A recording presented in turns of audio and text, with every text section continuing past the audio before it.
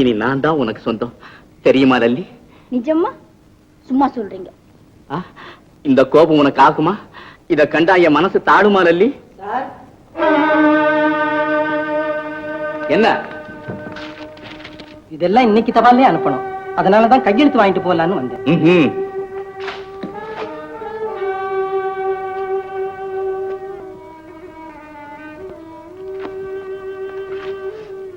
Sir, ஏன் என்ன நிக்கிற? சமய சந்தர்ப்பம் தெரிய வேணா? மன்னிக்கணும் சார், உங்ககிட்ட சம்பளத்துக்கு வேலை பார்க்கிற சிப்பந்தி சொல்றேன்னு கோவிச்சுக்கிற கூடாது.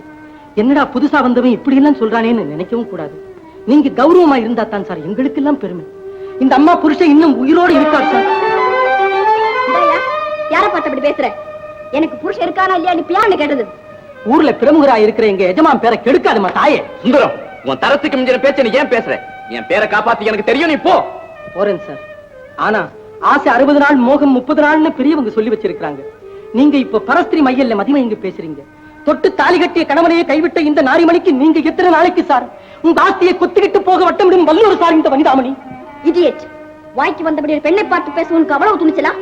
மிஸ்டர் வரதராஜ், உங்க சிப்பந்தி என்ன இப்படி இன்சல்ட் பண்றதுக்காகவே நீங்க தங்க சொன்னீங்க? அப்படின்னா நான் வந்தே இருக்க மாட்டேனே. நான்சென்ஸ். இந்த ஆண்களை இப்படித்தான் அகங்காரத்தோடு நடந்து கொள்வார்களா? லல்லி போகாது. சுந்தரம், உன் எஜமா முன்னிலையில கொஞ்சம் கூட மரியாதை இல்லாம இப்படித்தான் நடக்கிறது. என் லல்லிக்கு பிடிக்காதவங்க நான் வேலைக்கு வச்சுக்க போறது இல்ல. போவடியே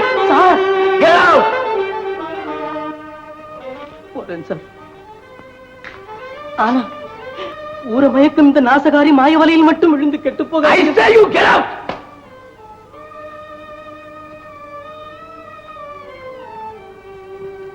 லோஃபர் தொலைஞ்சா. இப்படி காட்டும் ராணிகளை எல்லாம் நீங்க வேலைக்கு வச்சுக்கலாமா mister Varadaraj? Oh my god, இப்படி விளங்காதவனோட அந்த போர் பார்வதி எப்படித்தான் வாழ்க்கை நடத்துறாளோ? அவன் கிடக்குறான். வா டாலி.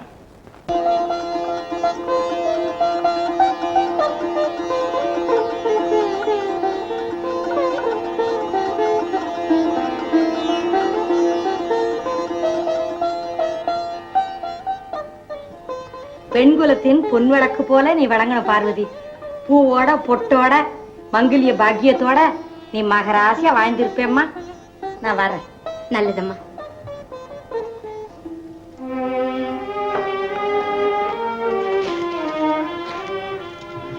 என்னங்க ஏன் ஒரு மாதிரியா இருக்குங்க? இத்தனை காலமா தங்கியிருந்த வீடுதான் அப்படி ஆச்சுன்னா இருந்த வேலையும் போச்சு பார்வதி. வேலை போச்சா? என்ன தவறு செய்தீங்க? தவறை தவறுன்னு சொன்னதுதான் நான் செய்த தவறு. பார்வதி, நியாயத்துக்கு நேர்மைக்கும் இன்னும் இடமில்லை. லலிதா இருக்காளே, நம்ம கலா கூட்டாளி, அவதான் என் வேலைக்கு கல்லு பிடிச்சிட்டா. லலிதாவா? உங்க முதலாளி வீட்டுல அவளுக்கு என்ன வேலை? அவளுக்கு இனி அங்கேதான் வேலை. கட்டின புருஷனை காவி வெட்டி கட்ட வச்சு அவ உறவு வேண்டாங்கன்னு சொன்னதுக்குத்தான் வேலை இல்லை வெளியே போடான்னு சொல்லி அனுப்பிச்சிட்டாரு வரதராஜ முதலியாரு.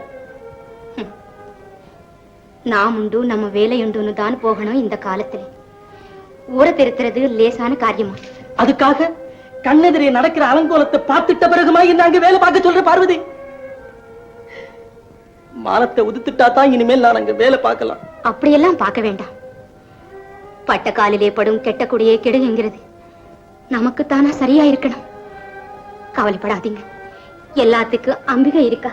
அதை விட்டா உனக்கு வேற எதுவுமே சொல்ல தெரியாதா பார்வதி? உன் அம்பிகைக்கு நான் என்ன பாவம் செய்தேன்? சத்தியத்துக்கு கட்டுப்பட்டு பக்தி குறையாமல் பண்பு கெடாமல் தர்ம நெறி தவறாமல் நடக்கிறதுக்காகவா நான் பார்த்து வந்த வேலையும் இல்லாமல் போகணும்? அம்பிகையாம் அம்பிகை. அகிலத்தை காக்கும் என்ன அம்பிகையை அப்படியெல்லாம் சொல்லாதீங்க.